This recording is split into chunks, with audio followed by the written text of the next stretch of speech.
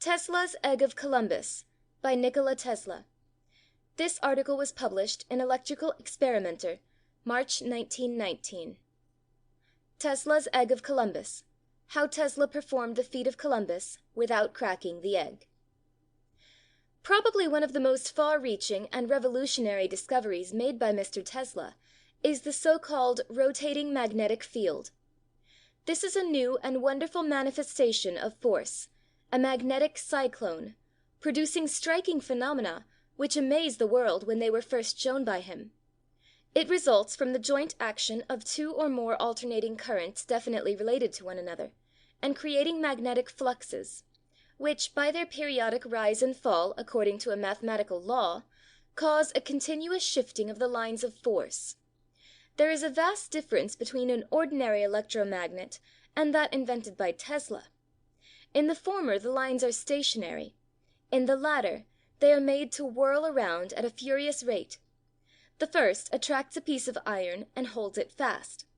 The second causes it to spin in any direction and with any speed desired. Long ago, when Tesla was still a student, he conceived the idea of the rotating magnetic field, and this remarkable principle is embodied in his famous induction motor and system of transmission of power now in universal use. In this issue of the Electrical Experimenter, Mr. Tesla gives a remarkable account of his early efforts and trials as an inventor, and of his final success.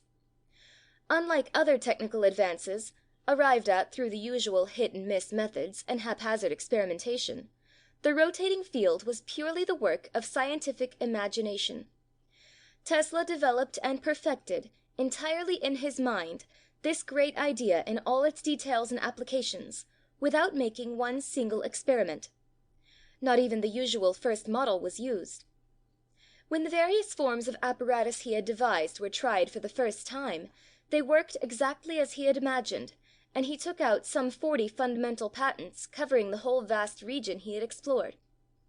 He obtained the first rotations in the summer of 1883, after 5 years of constant and intense thought on the subject, and then undertook the equally difficult task of finding believers in his discovery.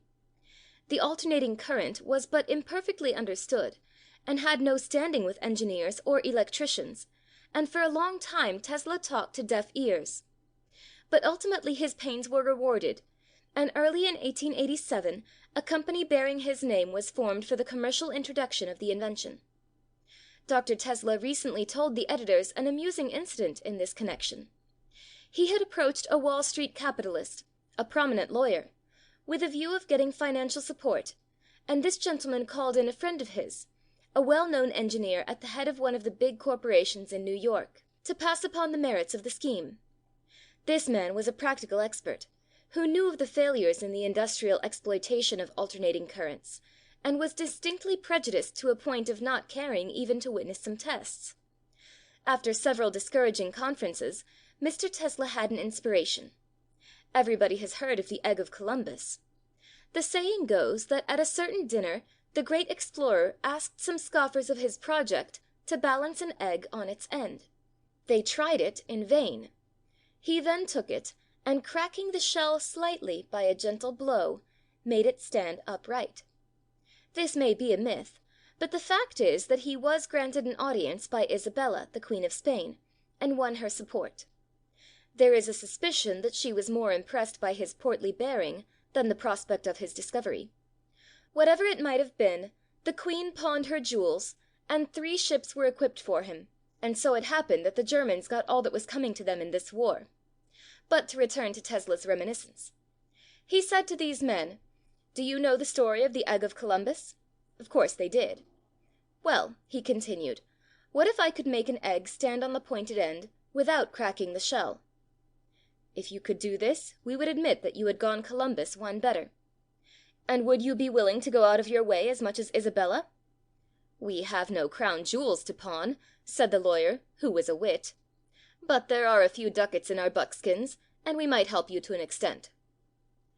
Mr. Tesla thus succeeded in capturing the attention and personal interest of these very busy men, extremely conservative and reluctant to go into any new enterprise, and the rest was easy.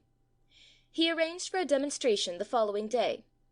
A rotating field magnet was fastened under the top board of a wooden table, and Mr. Tesla provided a copper-plated egg and several brass balls and pivoted iron discs for convincing his prospective associates. He placed the egg on the table, and to their astonishment it stood on end. But when they found that it was rapidly spinning, their stupefaction was complete.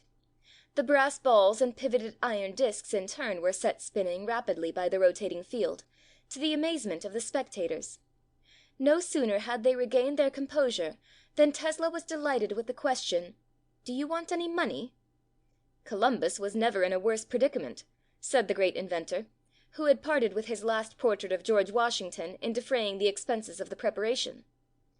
Before the meeting adjourned, he had a substantial check in his pocket, and it was given with the assurance that there was more to be had in the same bank. That started the ball rolling. Tens of millions of horsepower of Tesla's induction motors are now in use all over the world, and their production is rising like a flood.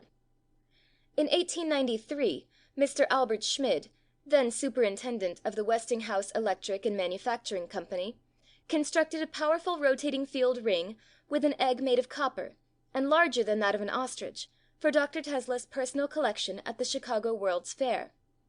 This piece of apparatus was one of the most attractive novelties ever publicly shown, and drew enormous crowds every day.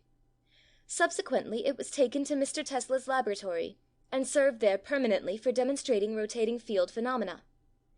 In his experiments it was practicable to use as much as 200 horsepower for a short time, without overheating the wires, and the effects of the magnetic forces were wonderfully fascinating to observe. This is the very ring indicated in the accompanying photograph, Figure 1, giving a view of Mr. Tesla's former laboratory at 46 East Houston Street, New York.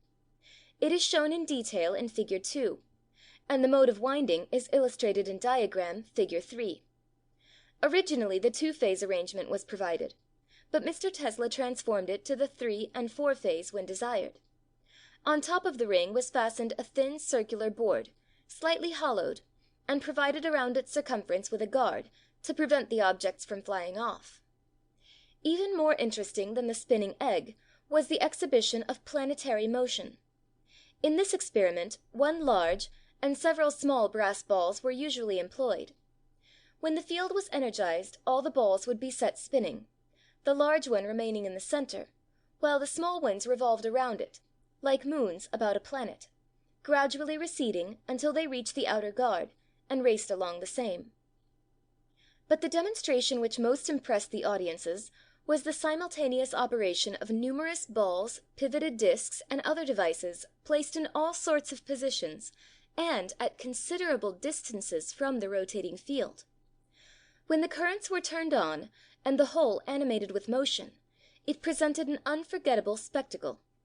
Mr. Tesla had many vacuum bulbs, in which small, light metal discs were pivotally arranged on jewels, and these would spin anywhere in the hall when the iron ring was energized. Rotating fields of 15,000 horsepower are now being turned out by the leading manufacturers, and it is very likely that in the near future capacities of 50,000 horsepower will be employed in the steel and other industries and ship propulsion by Tesla's electric drive, which, according to Secretary of the Navy Daniels's statement, has proved a great success. But any student interested in these phenomena can repeat all the classical experiments of Tesla by inexpensive apparatus. For this purpose, it is only necessary to make 2 slip-ring connections on an ordinary small direct current motor or dynamo, and to wind an iron ring with 4 coils, as indicated in diagram Figure 3.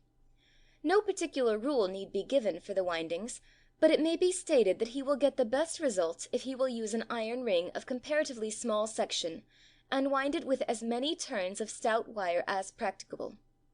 He can heavily copper plate an egg, but he should bear in mind that Tesla's egg is not as innocent as that of Columbus.